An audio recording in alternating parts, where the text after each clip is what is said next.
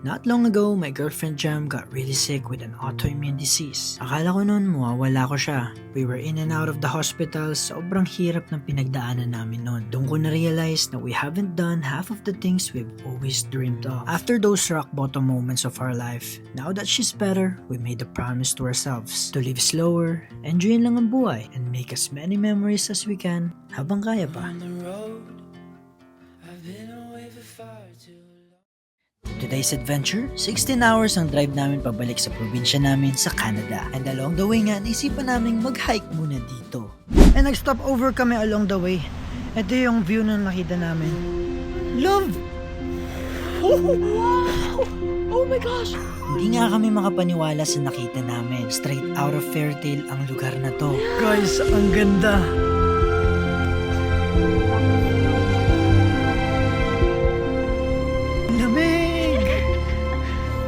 Summer na dito pero ang lamig pa rin. Watch, look!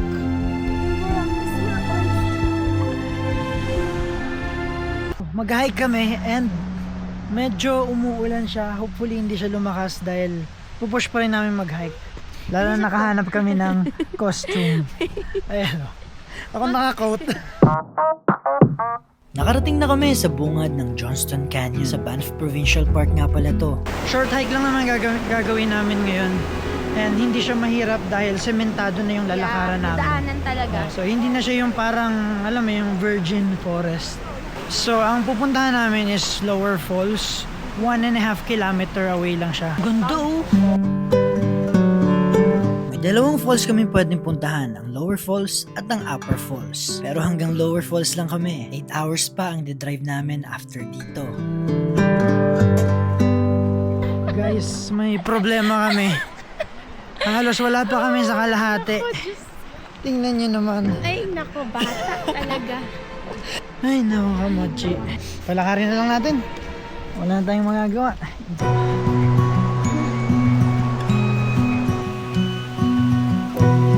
Ang ganda ng trail.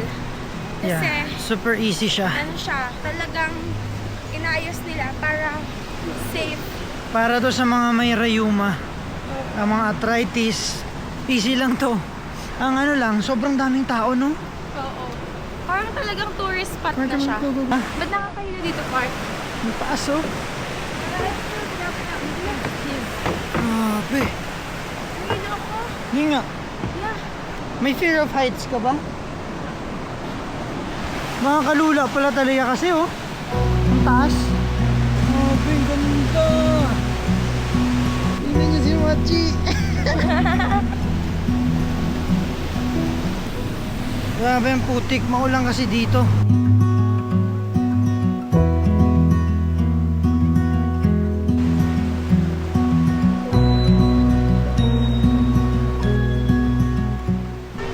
Dito na ang Lower Falls, pero tanaw na namin, sobrang daming tao. May pila, guys. Ayun, pila, oh. Grabe naman ang haba ng pila. Ayun, oh. Pwede pumasok sa loob ng kuweba? Pwede. Nakapilihan sila, nagpipicture-picture. To be honest, guys, hindi ako na-amaze kasi I've seen better falls. Mas okay pa yung Takakaw, no? Tapos yung Margaret. Yeah, tapos less crowded pa dun. Dito. Dito parang grabe yung mga tao, jam-packed. Actually, ang maganda dito, yung view on the way. Ito, para sa akin, yun yung na-appreciate ko. Siguro sa akin parang na-overwhelm lang ako kasi overcrowded. May kuweba pala doon pero hindi na kami papasok kasi parang not worth it naman. Yeah. Sa time namin, ha. So, tagal pa yan. Siguro Tagal, mga ang haba ng kalahating pila. oras. Let's go. Pagmasdan mo na lang sa malayo.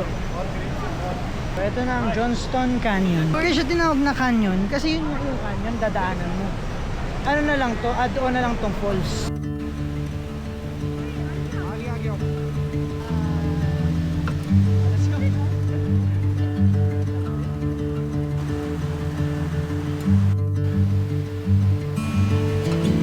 World outside can't wait a few, 'cause right now we got nothing else to do.